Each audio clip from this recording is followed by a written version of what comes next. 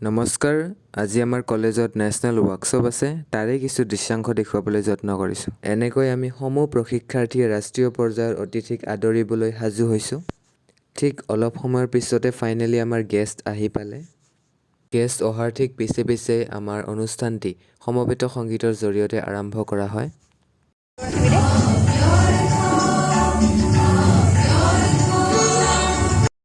তাৰ পিছতে সন্মানীয় অতিথিসকলক আমাৰ শিক্ষাগুৰুসকলৰ দ্বাৰা সম্বৰ্ধনা জনোৱা হয়।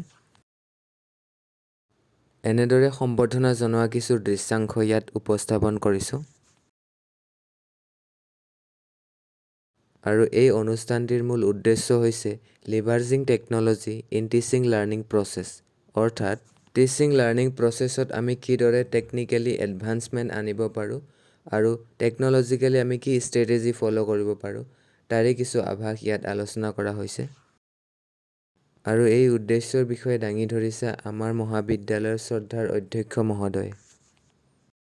এনেদৰে আমাৰ নেশ্যনেল ৱৰ্কশ্বপখন অবিৰতভাৱে চলি থাকিল আৰু আমি নজনা বহু অত্যাধুনিক টেকনিকেল ষ্ট্ৰেটেজি শিকিব পাৰিলোঁ। তাৰ পিছতে 1টা বজাত লাঞ্চৰ সময় হ'ল আৰু আমি দায়িত্বত থকা সকলোৱে লাঞ্চৰ বাবে ৰেডি হ'লোঁ।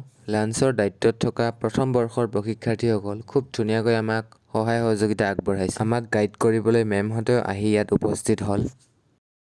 অলপ সময় পিছত তেওঁলোকক খাবলৈ দি আমি তেওঁলোকৰ দায়িত্বভাৰ গ্ৰহণ কৰিলোঁ। আমাৰ লগৰকেইটাই পোনপ্ৰথমবাৰৰ বাবে মহাবিদ্যালয়ৰ ইমান ডাঙৰ এখন ৱৰ্কশ্বপৰ বুফে পাৰ্টিত নিজৰ নামটো সন্নিৱিষ্ট কৰিব পাই খুব আনন্দিত হৈছে।